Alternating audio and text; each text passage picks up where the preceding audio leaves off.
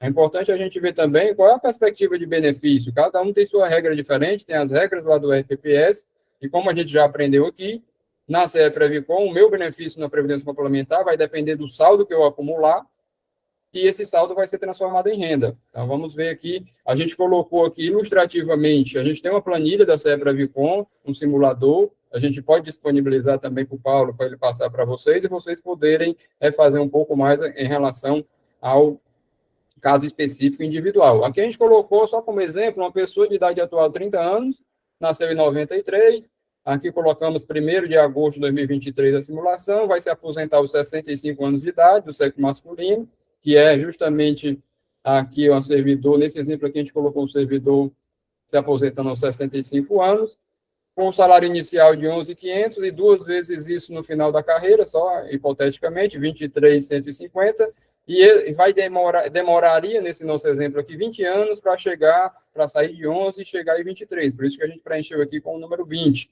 Como saiu de 11 e terminou em 23 mil, então a média, né, que a gente viu que quem entra agora se aposenta no RPPS pela média, então uma estimativa de valor bruto de aposentadoria no RPPS seria que a gente colocou aqui 75% da última remuneração, né, em torno de 75%, daria 17.362. Se eu não me engano, a gente usou 75%. E para efeito do RPC, como eu tenho um montante acumulado, no momento que eu vou me aposentar, eu tenho que definir em quanto tempo eu quero receber esse benefício. Então, a expectativa de sobrevida na idade da aposentadoria, aos 65 anos, do sexo masculino, aqui dos servidores do estado do Ceará, é cerca de 19 anos, em média. Então, aqui a gente fez uma simulação colocando 25 anos, aqui 6 anos a mais aí por segurança, nesse caso aqui, onde no regulamento do plano, esse saldo que você tem acumulado, você tem a liberdade de escolher receber ele em 5 anos ou em 30 anos. Então, assim, isso logicamente com toda a consultoria e a informação da CE Previcom para a cobertura previdenciária sua e da sua família. Então, a gente tem todo esse trabalho e aqui a gente colocou 25 anos como um exemplo. E quais são os resultados dessa simulação ilustrativa? Vamos ver se eu consigo aqui falar bem didaticamente. Então, essa situação antes do RPC, a gente tem o benefício do RPPS, Subsec, lá de gestão da Ceará-Prev, como a gente viu, seria aquela média, né, que 17.362, a contribuição de inativo e mais o imposto de renda progressivo, né, receberia líquido 12.555. Isso é uma perspectiva de benefício no RPPS, caso não tenha mais nenhuma reforma nos próximos 30, 40 anos. Então, o bruto seria 17.362, com uma renda líquida estimada de 12.555. E o que é que acontece para o servidor que tem a previdência complementar? Como eu falei, aqui considerando que os retornos de investimento a longo prazo da CE Previcom fiquem em torno de 3% real ao ano, o que é que acontece? Como a gente já aprendeu, se eu estou na Previdência Complementar, o RPPS, o benefício lá no RPPS, no máximo vai ser 7.507. Então, eu vou ter o benefício 7.507, se eu cumprir todas as regras lá do RPPS, a contribuição de inativo cai bastante, porque vai ser só em cima do 7.507, com a isenção de 2 salários mínimos. O imposto de renda progressivo também cai significativamente. Recebo líquido do RPPS 6.410. Aquele valor, eu contribuindo 8,5%, mais o patrocinador 8,5%, e esse recurso todo render a 3%, eu acumularia um determinado saldo que, transformado em renda durante 25 anos, daria uma expectativa de benefício na CE Previcom de 5.984.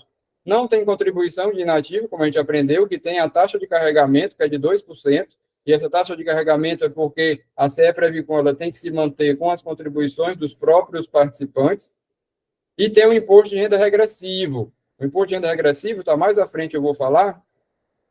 Você sai de uma alíquota, tem a possibilidade, para quem está na Previdência Complementar, de sair de uma alíquota do imposto de renda de 27,5% para uma alíquota de 10%. A gente vai já aprender um pouco mais sobre isso. Então, nesse cenário de 3%, 6 com 5 daria 11.677, né? A diferença do bruto é bem grande, aqui 17 com 13.491, mas como existe essa mudança aqui do imposto de renda e a questão daqui não ter contribuição de inativo, no líquido eles se aproximam. E nesse caso aqui, 7% a menos. Opa, 7% a menos, isso é muito ruim e tal e tal. Mas veja bem, como a gente viu, o seu líquido é R$ 162 maior, por você estar na complementar no início da carreira, e chega a ser 600 lá próximo do final da carreira.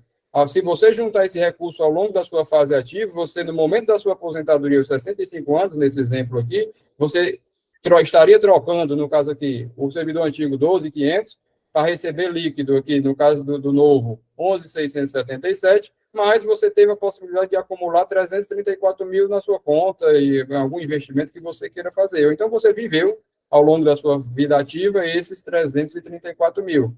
Mas o que é que acontece se a taxa de juros da CEPREVICOM for 4%? Eu vou melhorar o meu benefício.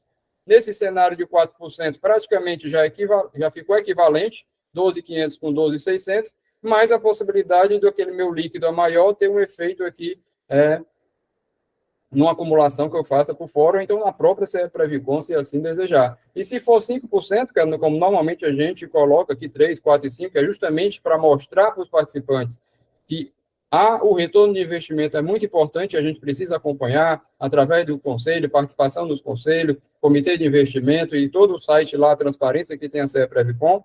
Se for 5%, o benefício seria maior, porque eu acumulei mais recurso ainda, e aqui nesse caso eu receberia 9%, 9,7% a mais e ainda teria um saldo acumulado por fora. Mas algum servidor, algum professor pode dizer, não, se o meu colega antigo faz o esforço contributivo de contribuir 14% sobre toda a remuneração, então eu vou contribuir também 14%, ou então eu vou simular aqui 14% também, para verificar no mesmo esforço contributivo como é que fica o cenário, para ficar mais fácil a comparação de um cenário com o outro. Então, considerando uma contribuição de 14%, então, logicamente, 14% antes e 14% depois, não vai se mudar o líquido, porque eu vou contribuir no mesmo esforço contributivo. E o que é que acontece? Você não ter a previdência complementar e você ter a previdência complementar. Nesse cenário aqui, como eu contribuí mais, o patrocinador acompanha só até 8,5%, como eu tenho toda a questão da capitalização de longo prazo, eu posso ter uma possibilidade de me aposentar com 9%, 19% ou 32% a mais do que na situação anterior. Então, assim, é só para verificar, isso aqui são cálculos feitos pelo Vandermon, pela gente. Eu tenho minha formação de atuário, o Vandermon também, então a gente fez esse cálculo com essas projeções, com muito detalhe, e para dar confiança para nós mesmos, enquanto participantes, eu e o Vandermon.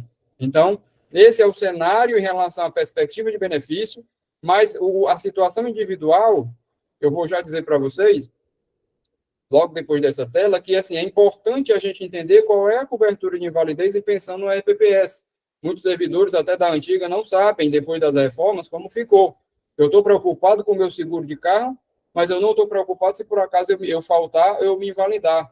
Numa situação atual, na remuneração de 11.575, alguns servidores, assim, dependendo do caso, pode chegar nesse nosso exemplo se tiver pouco tempo de contribuição. E com as regras lá de pensão do RPPS, um servidor que ganha 11 mil, a pensão sem RPC é em torno de 3.345. Então, se Deus o livre algum de nós faltar, no RPPS a família fica com 3.345. Com o RPC já é um pouquinho melhor, porque tem a cobertura dos riscos, é um pouquinho diferenciada no RPC.